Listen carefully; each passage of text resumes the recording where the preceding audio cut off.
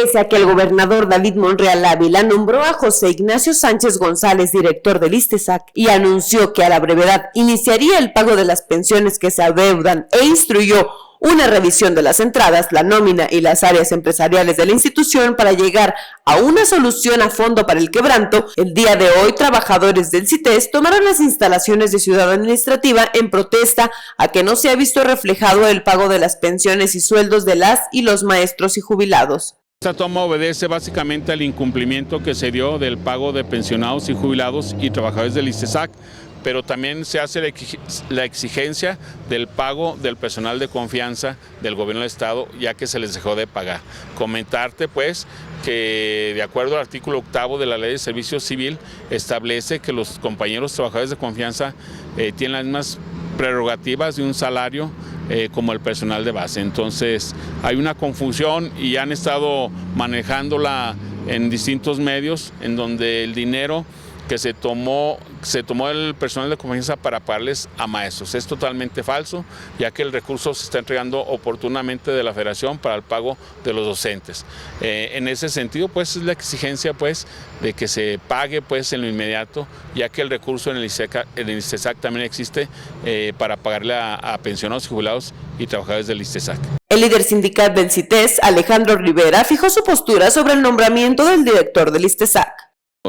Sabemos que cualquier nombramiento que llegue al ISTESAC, pues básicamente nada más es administrar el gasto corriente que llega de cuotas obrero patronal y que se haga el pago oportuno de pensionados y jubilados y de trabajadores del ISTESAC. Entonces, pues es una persona más que pues básicamente nada más va a ejecutar las órdenes que le dé el Ejecutivo del Estado y esperemos que no se incumpla pues a partir de que se instaura la Junta Directiva, a partir de que ya hay un nuevo director.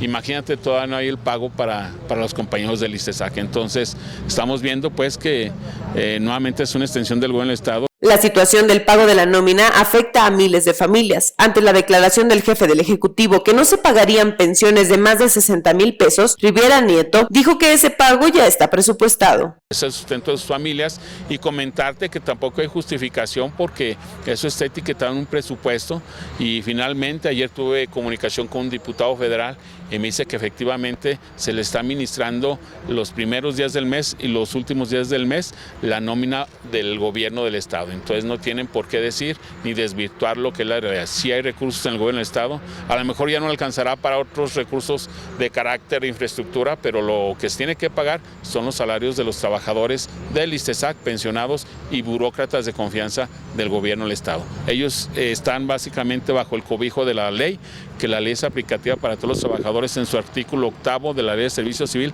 establece que ellos tienen derecho a todas las prestaciones que recibe un trabajador de base. El líder sindical hace un llamado respetuoso a la presidenta de la Comisión de Derechos Humanos, María de la Luz Domínguez, para que fije su respaldo a niñas, niños y adolescentes en cuanto a sus derechos de comida digna y vivienda por parte de los padres de familia que no han recibido su pago. Ella se tiene que pronunciar, porque se están afectando derechos humanos. Ella que se aboque a sus derechos humanos de niños y adolescentes que no tienen el sustento de sus padres, que son los trabajadores, y al no configurarse esa prestación a sus familias de un salario, pues básicamente se está afectando derechos humanos de los niños y adolescentes, que yo pienso que está en el catálogo que ella tiene de lo que son los derechos humanos de niños y adolescentes. Entonces, ella que haga su pronunciamiento, pero no en el sentido de ir a demandar. Finalmente mencionó a las cámaras de Telesac. Ya hay una agenda para reunirse en la Ciudad de México con diputados federales y encontrar prontas respuestas al pago del salario.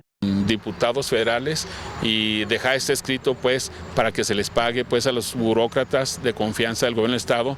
Y bueno, aquí el recurso de Zacatecas, ahí está el recurso en el ISTESAC, falta sensibilidad y no sensibilidad, es una exigencia. Él tiene que cumplir las leyes y las leyes que de ella emanen, como es la Constitución, y precisamente es dar cumplimiento a lo que se estableció en el ISTESAC del pago inmediato a los pensionados y jubilados y trabajadores. Con imágenes de Arturo Cardeña, informó para Telesac, Angélica del Río.